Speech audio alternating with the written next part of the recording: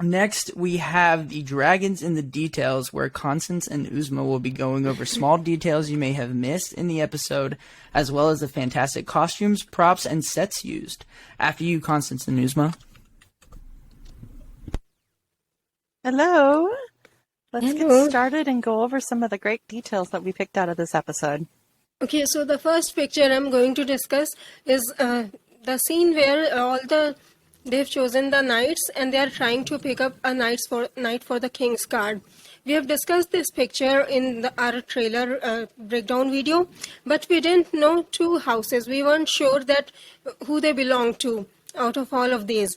And if you look at it in this episode, we got to look at it from a different angle, and now we can tell all the houses. On the left, we have, as we have already discussed before, we have House Karen, House Malister, House Corbray, and then the one in the center was House Rowan, which is a golden tree on a field of white. And then we have House Craighall, House Charlie, and Christian Cole in the center. And as we discussed earlier, they are standing in the positions. The pieces are set in the positions they are standing in, and whoever comes to the center, they set the piece in the center of that.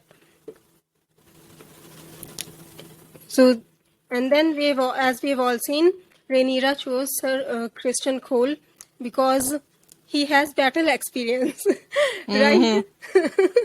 That's what she said. That's her story, and she's sticking to it. And when she said this, I was like, yeah, right. Sure, girl. Sure. Sure. We believe you. So, what do we have next, Constance? Next, we have just some beautiful details of the goblets that they've been drinking the wine out of at the small council meeting and at their personal dining table. It looks like that they're blown glass with pewter. On each of the goblets, although it seems to be a set. There's many of them in that same, with that lovely brown bubbly hue, and then a dragon with its wings outstretched entwined around the base.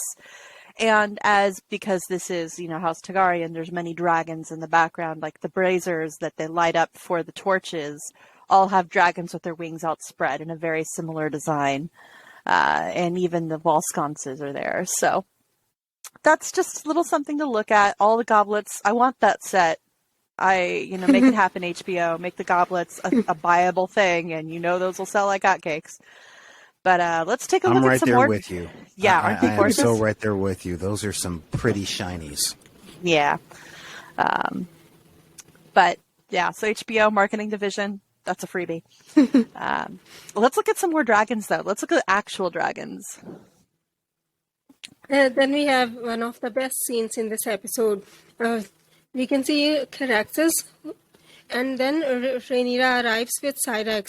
And if you look at their sizes, Syrax is less than even half the size of Caraxes. And Syrax was pretty young at this time. Mm-hmm. And he looks huge compared to Syrax. And from what's in the books, Caraxes is half the size of Vhagar.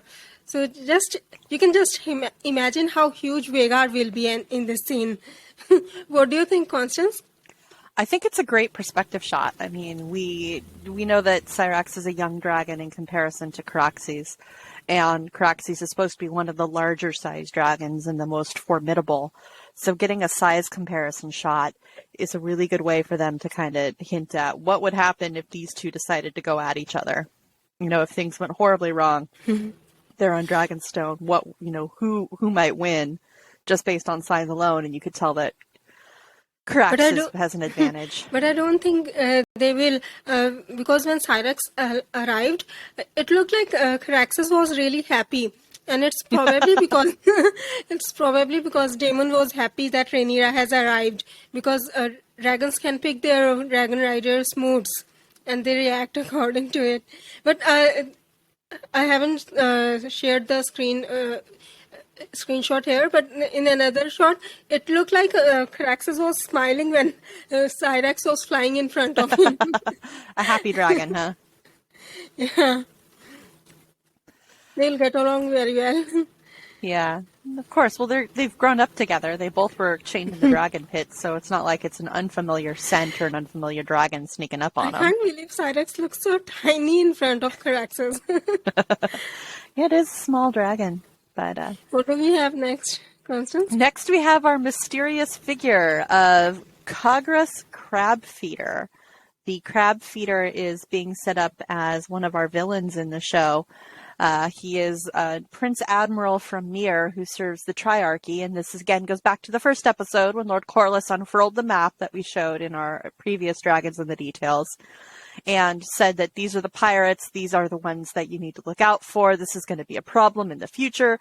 And sure enough, 6 months down the road, they're attacking his shipping lanes.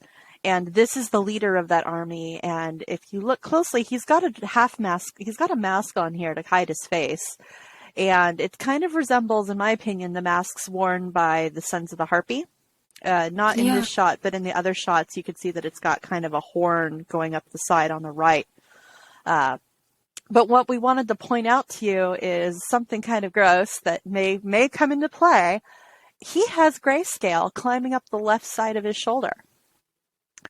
It's that mottled flesh that we saw with Jorah when he became afflicted with grayscale, the disease that only affects that comes out of the west, comes out of the east, and it may be why he wears the mask, to help hide his disfigurement.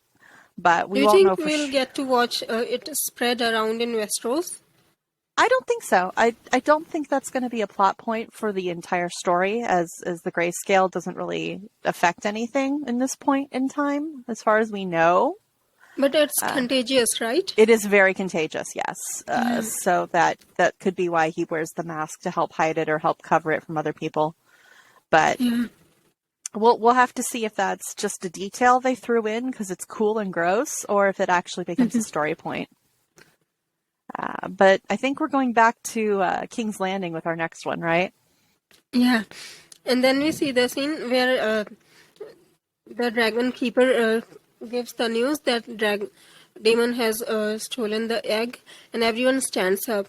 And when Ser Otto stands up, you can see the sign of hand on the back of his chair. It's the same as his pin. And no one else, when I checked the chairs of other members, no one else had it, not even the king. So it feels like he's claiming that this is my chair. It belongs to me. Like it's kind of a show of power.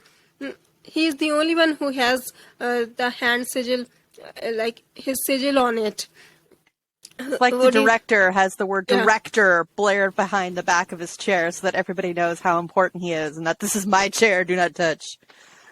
Yeah, and you can see him playing like it feels like he thinks he's above everyone else. Like when Corlys, who is the brother-in-law of King Viserys, when he was speaking, Ser Otto was like, you will not... a seat on the council does not make you his equal. But when Viserys decided to go to Dragonstone, he was like, I cannot allow it. Yeah. Otto kind of takes charge of the situation, whether or not he should. So that's what it felt like to me, a show of power. Like, no one else has anything on the back of their chair, but he has it. What do you think? I think he's a dick. No one can argue with that. I think that's it for us today, right? Yeah. That's okay. it. That's it for us. Back to you, Sam.